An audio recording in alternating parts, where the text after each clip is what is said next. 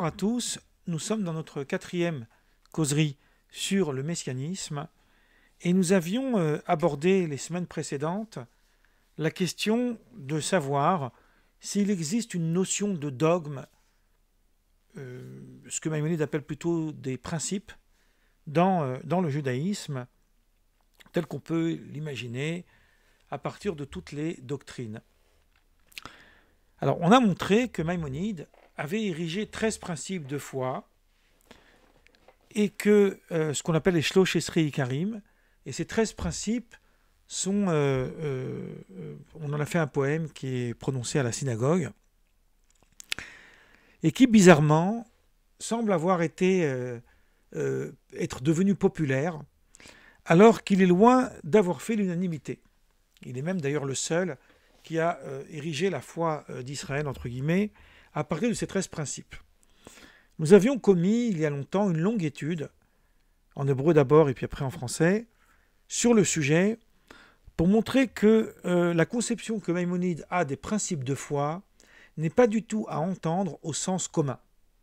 Je ferme la parenthèse parce qu'on va avoir plusieurs séances pour l'aborder plus tard. Mais il se trouve que dans mon livre sur Jésus, la première partie, je parle aussi de ce sujet, où j'aborde la question du débat avec d'autres penseurs juifs qui sont venus plus tardivement, notamment Joseph Albo, le Sefer HaIkarim, le livre des principes, qui lui a écrit son livre d'ailleurs, le livre des principes, comme on l'a dit tout à l'heure, qui est un livre qui malheureusement n'a pas été traduit en français alors qu'il aurait dû l'être, puisque c'est un des grands fondements de la pensée juive. Dans ce livre, Albo critique les fondements de Maïmonide, les fondements de la foi, et lui, il va retenir uniquement 3 principes. Alors, pour l'instant, je vais les énumérer, mais on fera après une causerie à part, juste sur ça. Les 3 principes d'Albo sont l'existence de Dieu, il y a bien un créateur. Deuxième principe, la Torah, elle est d'origine divine. Donc, ce que Moïse a reçu vient de Dieu. Et troisième principe, qu'il y a une justice divine. C'est-à-dire le monde n'a pas été dépouillé, on pourrait dire ça comme ça, des mains de son créateur. Bon. Ces 3 idées, on va les développer longuement dans les séances suivantes. Pour le moment, ce qui m'intéresse, c'est d'aborder ce qu'on a commencé à faire la semaine dernière, mais on va reprendre ici en résumé, même s'il y a déjà la vidéo, sur la question plutôt d'ordre talmudique et théologique qu'Albo soulève contre Maïmonide. Alors, Joseph Albo est avant tout un penseur. Quand on lit son œuvre, on voit qu'il était imprégné de philosophie, il avait une immense connaissance, y compris une connaissance scientifique relative à son temps, il est du XIVe siècle, 14e, 15e. Il a fait partie de la dispute de Tortosa, j'en parle dans mon livre sur Jésus, qui était la dispute la plus longue et la plus éprouvante pour le peuple juif à propos de l'affaire Jésus et du débat avec le christianisme. Dans ses livres, Joseph Albo, c'est plutôt quelqu'un d'ouvert. C'est pas quelqu'un de fermé vis-à-vis du monde extérieur. Il a non seulement une connaissance, il cite les auteurs extérieurs, et son approche même critique contre le christianisme, elle n'est absolument pas véhémente, elle n'est pas polémiste, elle n'est pas polémique. C'est plutôt une approche pacifique, avec des éléments qui permettent vraiment une ouverture au dialogue. Ça, c'est expliqué longuement dans mon livre sur Jésus. Je ferme la parenthèse. Mais tous ces auteurs juifs, même s'ils étaient aussi des penseurs, des intellectuels, des philosophes, etc., on peut citer Abravanel, on peut citer après le Maharal de Prague, il y en a eu plein d'autres. On fera j'espère, des causeries où on présentera un petit peu tous ces grands sages d'Israël qui ont jalonné l'histoire. Il n'y a pas que Maïmonide, contrairement aux idées reçues, il n'y a pas que Rachi, il y en a beaucoup d'autres. C'était d'abord des talmudistes, c'est-à-dire c'est des gens qui avaient été initiés à la méthode rabbinique.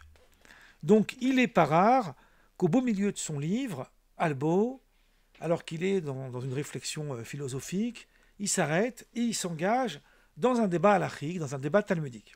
Donc ça c'est très intéressant de voir ce lien.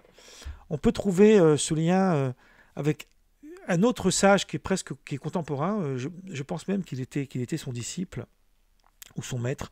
Il me semble plutôt qu'il était son disciple. Il s'agit du Ran, Rabbeinu Nissim, ce qu'on a appelé Rabbeinu Nissim, qui a écrit un immense commentaire sur le Talmud. Il a écrit aussi ce qu'on appelle des drashot, des discours, où là il est plus dans une dimension philosophique, mais c'est pareil, il y a une sorte de mosaïque de toutes les parcelles de l'étude juive. Alors pourquoi j'avance ici cette idée? Parce que le Albo oppose à Maïmonide un texte du Talmud. On l'a abordé la semaine dernière, je le reprends rapidement parce qu'il faut qu'on le commente. Le Talmud rapporte un rabbin qui s'appelle Rabbi Hillel. Alors on a développé dans la séance précédente, savoir de quel Rabbi Hillel s'agit-il. Ce n'est pas le grand Hillel, c'est un Rabbi Hillel qui, selon des chercheurs du XXe siècle, aurait eu des débats avec Origène. Donc il est contemporain des pères de l'Église. Et cet homme a eu cette phrase qui a dit « Il n'y aura pas de Messie pour Israël parce que le Messie a déjà été consumé à l'époque d'Ézéchias. » Et c'est cette phrase-là qu'on va commenter aujourd'hui. Mais d'abord, je résume ce qui a été vu précédemment. Il n'y a pas de Messie pour Israël. Donc il y a dans le Talmud un débat pour savoir si un jour le Messie viendra. Il y a des rabbins qui pensent que oui, ils se basent évidemment sur les promesses prophétiques. Et puis tout d'un coup, il y a un avis qui est un avis unique. On ne trouve pas une deuxième opinion qui corrobore celle-là, qui est celle de Rabbi Hillel, donc, qui dit il n'y aura pas de Messie pour Israël parce que il a déjà été consommé à l'époque d'Ézéchias. Alors on va voir l'histoire d'Ézéchias, hein, je le répète une seconde fois, je m'arrête sur ça. Albo donc rentre dans la logique halachique ici, même si c'est toujours de la pensée juive, c'est maintenant halachique. Il dit, si on sait que le Talmud, alors il ne le dit pas comme ça, mais il parle pour ceux qui le savent déjà, donc c'est pour ça que j'ouvre ici le couloir pour comprendre, pour vous propulser vers son propos. On sait que dans la logique juive, il y a toujours eu des désaccords. On est d'accord sur quasiment rien. La seule chose sur laquelle on est d'accord, c'est qu'on n'est jamais d'accord. Donc il y a des avis, des controverses, des opinions diverses et variées. Il y a cette fameuse sentence talmudique, on a fait plusieurs causeries pour l'expliquer, l'année dernière, qui dit la parole de l'un et la parole de l'autre sont les paroles du Dieu vivant. Elou ve'elou divrei Elohim chaim. Donc il y a des débats, il y a des discussions, il y a des contradictions entre les divers auteurs. Après, il y a la halakha qui vient derrière, qui vient trancher la loi, mais en réalité, même cela n'est jamais figé, parce qu'il y a encore une interprétation qui vient derrière, il y a encore des débats sur l'interprétation, et c'est infini tout ça, et j'ai envie de dire c'est une bonne nouvelle. Donc, quel est le problème? Il n'y a pas de difficulté. Il y a bien un texte qui nous dit « le Messie viendra », et il y a un autre qui nous dit, un autre avis, un rabbi qui dit non, il ne viendra pas. Pourquoi pas? De la même façon qu'il y a des débats pour savoir si on peut consommer le fromage avec le poulet ou si c'est interdit parce que le poulet c'est considéré comme de la viande, et bien il y a un débat pour savoir si le Messie viendra. Pourquoi pas? Alors pour faire de l'humour, je vous dirais Maïmonide, qui est le plus grand codificateur de la loi juive, et qui lui résume toute la tradition orale dans son livre Mishneh Torah, on l'a déjà présenté mille et une fois. Alors c'est une blague ce que je vais dire maintenant. On sait qu'il a été contredit par beaucoup de commentateurs. On a une règle, que lorsque les commentateurs ne commentent pas un texte, plus particulièrement le Ravad, Avraham ben David, de Posquier, maintenant ça ne s'appelle plus comme ça, mais il vivait à Lunel, à côté de Montpellier. Chaque fois qu'il ne dit rien, ça veut dire qu'il est d'accord. Sinon, il le contredit. Systématiquement. Quand il n'est pas d'accord, il dit non, je ne suis pas d'accord. Et lorsque Maïmonide écrit que Dieu existe, on n'a pas de contradiction avec le Ravad. Son contradicteur ne dit rien. Donc ça prouve que lui aussi, il est d'accord. Vous voyez, on peut gloser comme ça à l'infini. Évidemment, il faut prendre ça au second degré. Donc Albo nous dit ce principe qu'on peut discuter sur tout, même s'il y a des règles, évidemment, il faut que ça soit fondé sur les règles herméneutiques, etc., ne peut pas être cohabité, on va dire, c'est pas cohérent avec les principes. Si on remet en doute les principes, c'est que c'est toute la foi d'Israël qui n'a plus de sens. Donc il faut qu'on ait d'abord un accord sur un point de départ, puis après, c'est à la manière dont on va comprendre ce point de départ qu'on peut discuter. Il y a un de mes maîtres qui avait dit une fois, je ne me souviens pas l'avoir lu dans un livre, la controverse en hébreu, ça s'appelle la machloket. Machloket, c'est un mot magique. Au milieu, il y a le mot chelek, qui veut dire part. C'est-à-dire il y a la partie de chacun qui est émise dans la discussion. Ce n'est pas vraiment une discussion, la machloket, c'est plutôt la controverse. Donc la controverse, c'est les parties de chacun qui sont représentées ici. C'est joli, hein, le mot machloket, c'est le mot chelek. Donc, pour qu'il puisse y avoir une machloket, pour qu'il puisse y avoir une divergence d'opinion, il faut qu'il y ait un point de départ sur lequel tout le monde s'accorde. S'il n'y a pas de point de départ, il n'y a pas de machloket. Ça signifie qu'on ne parle pas du même sujet. Donc il faut d'abord un point de départ. Donc là, en l'occurrence, le point de départ, c'est le dogme. Existe-t-il d'abord le dogme dans le judaïsme? Cette idée, on l'abordera plus tard. Mais une fois que Maïmonide semble avoir fixé des règles, c'est-à-dire dire qu'effectivement il y en a qui sont au nombre de 13, et le 12e, c'est l'avènement messianique, qu'est-ce que ça signifie? Ça signifie que si le Messie n'existait pas dans la tradition juive, c'est toute la Torah entière qui n'aurait plus de sens, y compris l'unicité divine. Sinon, on ne peut pas en faire un dogme. Donc Albo considère, d'abord d'un point de vue talmudique, après il va l'expliquer d'un point de vue philosophique, mais d'abord d'un point de vue talmudique, c'est le début de son livre, c'est qu'à partir du moment où il y a un débat dans le Talmud pour savoir si le Messie viendra, c'est qu'effectivement, ça ne peut pas être un dogme. Parce que ça voudrait dire que Rabbi Hillel est hérétique, et ça voudrait dire qu'il ne reconnaît pas la véracité de la Torah, même pas l'existence de Dieu. Ce qui l'exclut définitivement de toute velléité de vouloir intervenir dans le Talmud. Et pourtant, il intervient, il est appelé Rabbi, il n'a pas été rejeté comme Elisha ben Avouya, parce que le dimanche, on a fait des causeries sur lui. Au contraire, il est appelé Rabbi, et il est respecté comme tel. Donc Albo en déduit, ça veut dire que le Messie n'est pas un principe de foi. Il ne dit pas que le Messie ne viendra pas, Albo. Albo croit en l'avènement messianique. Mais il considère que la foi d'Israël ne serait pas bancale, ne serait pas abîmée, si cette idée du Messie n'existerait pas. On n'est pas obligé de considérer qu'elle est un principe fondamental. Par exemple, je vais donner un exemple. On nous raconte que Dieu a envoyé 10 plaies en Égypte. Si le texte avait raconté qu'il en avait envoyé 9, si le texte avait raconté qu'il en avait envoyé 11 ou 12 ou 40, ça aurait changé quelque chose? Non, ça ne remet pas en question les principes. Donc c'est ça la différence. Il y a des textes, on peut les considérer qu'ils n'ont jamais existé, qu'ils ne sont pas là, c'est pas grave. Ça ne remet pas en question le socle. Mais si je dis que c'est un fondement, alors ça remet en question le socle. C'est ça la thèse d'Albo. Donc cette thèse, elle est d'abord talmudique. Alors on a expliqué la semaine dernière, je reprends quelques idées, parce que la semaine dernière on a été aussi un petit peu hâtif. Ce que je vais dire maintenant, c'est un petit peu un à côté de ce qui va suivre après, mais c'est important de le redire, même si je l'ai déjà dit la semaine dernière. Je vous avais dit tout à l'heure qu'on parle d'un Hillel, d'un certain rabbin Hillel, qui est du IIIe siècle, qui aurait débattu avec Origène, qui est un père de l'Église.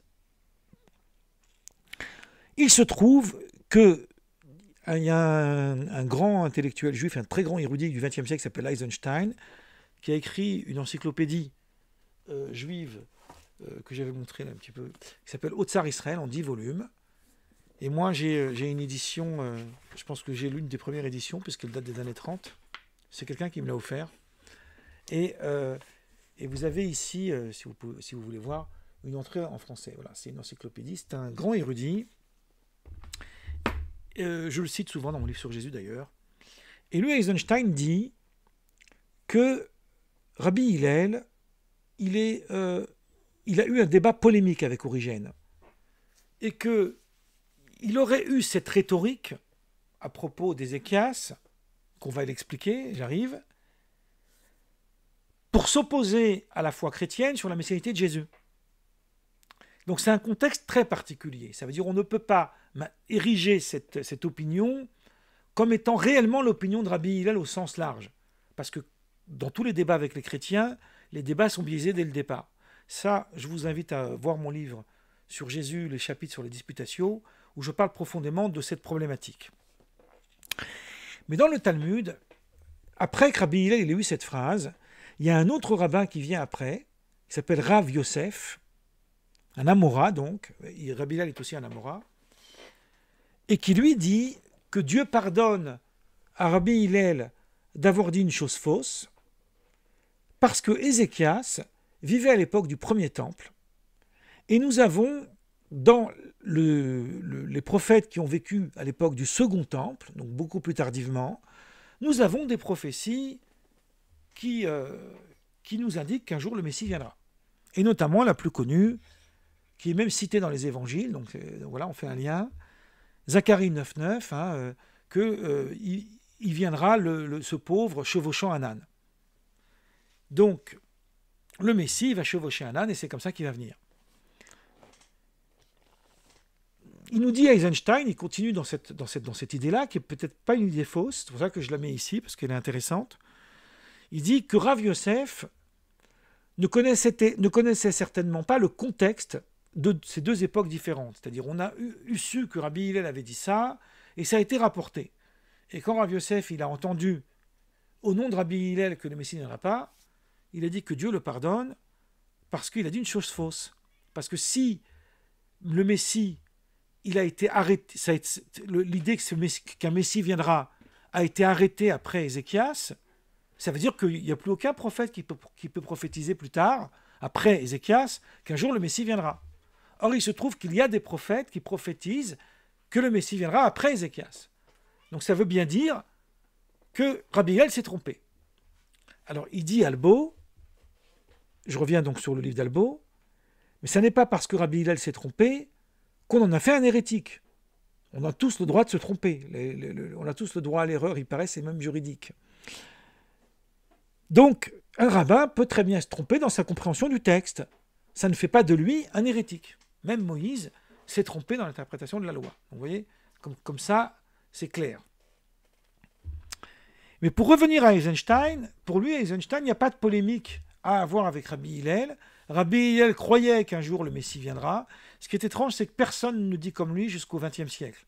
Parce que j'ai travaillé quand même là-dessus. Il est le seul à dire ça. Il dit, Rav Yosef ne connaissait pas le contexte, et c'est pour ça qu'il s'est opposé à lui.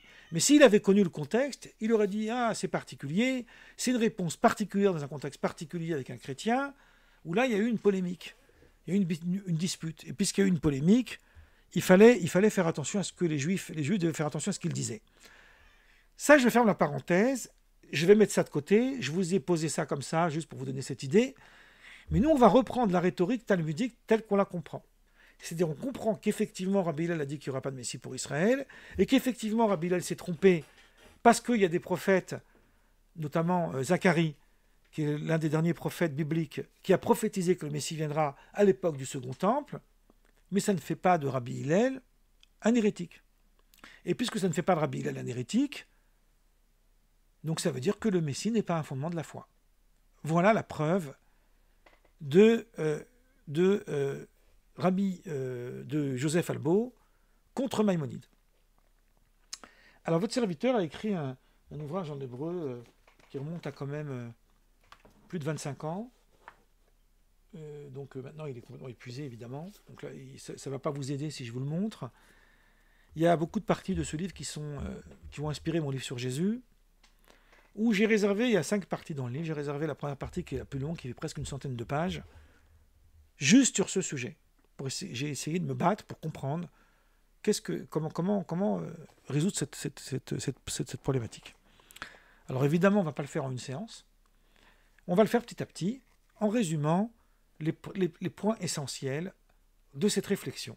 Vous allez voir que c'est de la théologie, mais c'est aussi de la philosophie, c'est aussi de la halakha. Il y a plein de choses ici qui s'articulent dans l'idée même qu'il puisse exister une notion de dogme dans le judaïsme, qui est une idée extrêmement importante. Mais moi, je vais d'abord expliquer la phrase, et là on va faire un petit peu du Talmud, elle-même, de Rabbi Hillel. Rabbi Hillel a dit, en hébreu, Lo yeh Mashiach le Israël, il n'y aura pas de Messie pour Israël, Shekvar achlu'u bime Chizkiyahu, parce qu'il a déjà été consumé à l'époque d'Ézéchias. À quoi Rabbi Hillel fait-il allusion? Rabbi Hillel fait allusion à un passage que je vais essayer de voir si c'est possible de vous le partager, parce que je ne sais pas, on va voir. Là, je clique dessus, mais ça ne vient pas. Bon, on a toujours les mêmes problèmes. Bon, ah si, ça finit par arriver. J'espère que ça va arriver. Voilà. Alors, je ne sais pas si vous l'avez. Voilà. Alors, normalement, vous devriez voir ce que je vous montre ici. Pourquoi je vous partage? Parce que vous allez voir quelque chose d'intéressant. Vous avez ici un verset, Isaïe 9,6, qui nous dit « Son rôle est d'agrandir l'empire, d'assurer une paix sans fin. » Il parle du Messie. Le Talmud, donc ça c'est un passage du Talmud que j'ai repris des Haggadot du Talmud de Babylone, en modifiant un peu la traduction quand elle ne me plaît pas. Ça va plus vite. On ne va pas tout lire, on va lire ce qui est essentiel. Si vous voyez le verset en hébreu, malheureusement j'aurais dû vous montrer le verset en hébreu, mais c'est un petit peu tard. Ici, dans le verset d'agrandir l'empire en hébreu se dit les mirbé à Misra. Mirbé, vous avez le mot arbé qui veut dire beaucoup. Et les mirbé, il y a un M. Donc là, vous avez le M en hébreu. La lettre M en hébreu, le même que vous avez ici, que j'ai sélectionné, fait partie des 5 lettres où la forme elle est différente quand elle est à la fin d'un mot. Ça, c'est au milieu d'un mot. Au milieu d'un mot, vous avez ça. Vous avez donc une lettre qui ressemble à un cercle, qui est ouvert par le bas, avec la petite mèche. En fait, c'est un petit yud, le fameux iota de Jésus. Ça, c'est le même.